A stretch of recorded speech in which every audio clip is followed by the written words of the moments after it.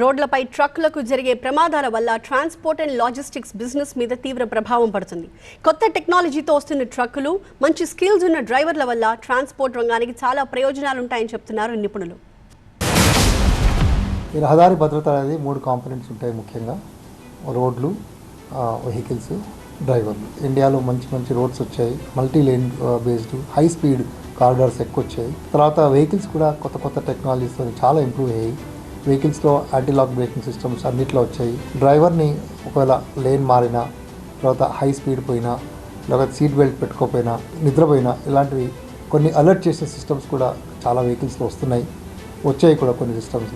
అట్లాగే technological interventions అంటే collision avoidance systems కానీ రకరకాల టెక్నాలజీ సిస్టమ్స్ కూడా మనకు ఈ డ్రైవర్కి బిహేవియర్కి సపోర్ట్ చేయడానికి వస్తున్నాయి. సైమల్టేనియస్గా మనకు ఈ డ్రైవర్లు, ముఖ్యంగా ఇండియాలో ట్రక్ డ్రైవర్లు, లారీ డ్రైవర్లు బాగా షార్టేజ్ ఉంది. చాలా డిమాండ్ ఉంది లారీ డ్రైవర్లకి. వీళ్ళందరికీ ట్రైనింగ్ ఇవ్వాల్సిన అవసరం ఉంది. ఈ కొత్తగా వచ్చే మనకు హై స్పీడ్ రోడ్స్ గురించి కానీ, హై టెక్నాలజీ వెహికల్స్ గురించి కానీ వాళ్ళకి అవేర్నెస్ కల్పించాల్సిన అవసరం చాలా ఉంది. రిఫ్రెషర్ ట్రైనింగ్స్ అనేది ట్రక్ డ్రైవర్స్కి చాలా ఇంపార్టెంట్. సో ఇవన్నీ ట్రక్ డ్రైవర్స్ ట్రైనింగ్ ఇవ్వడము, తర్వాత మనకి రోడ్ టెక్నాలజీ, తర్వాత వెహికల్స్ టెక్నాలజీ, ఈ 3 కాంపోనెంట్స్ మన ఎక్సలెంట్గా ఉన్నప్పుడే మనకు రహదారి భద్రత అనేది చాలా ఇంప్రూవ్ అవుతుంది.